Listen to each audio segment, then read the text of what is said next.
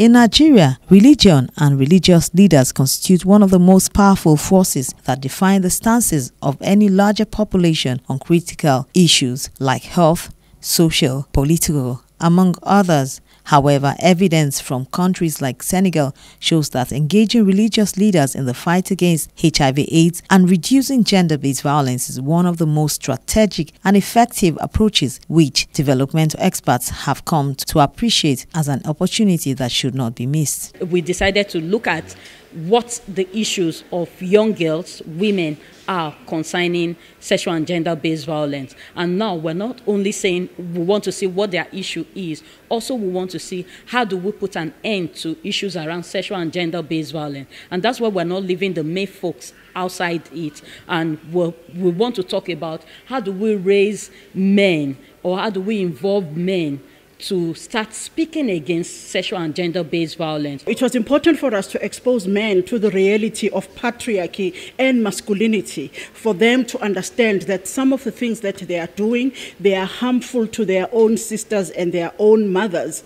And the people that they have taken advantage of, most of them become more and more vulnerable to HIV and AIDS. So changing men's attitudes towards women has been one of our key programs, because if we are all created in the image of God, men also need to learn to respect and revere women. The trend is reducing over the years as some religious leaders are organizing sensitization activities for their members to keep them informed on issues of sexual and gender-based violence in the country and the need to stop discrimination against persons living with HIV/AIDS in the society. I would agree that stigmatization is high in religious circles, but beyond religious circles, we have stigma everywhere.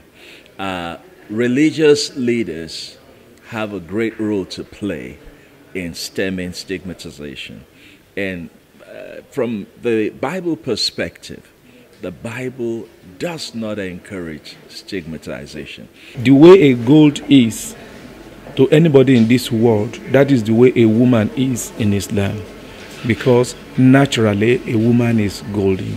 It means to you, if you are thinking as a Muslim now, the way you want gold, the way you want it honored and respected, that is the way you respect a woman. With a large number of members of faith-based institutions being perpetrators of sexual and gender-based violence and discrimination against persons living with HIV/AIDS, even though they maintain high level of discipline when they are in the congregation, this initiative recognizes the strategic importance of faith leaders and communities in molding opinions and influencing behavioral changes, and so the role of religious leaders in the fight against HIV/AIDS is so enormous and therefore demands that they must be proactive to take the task.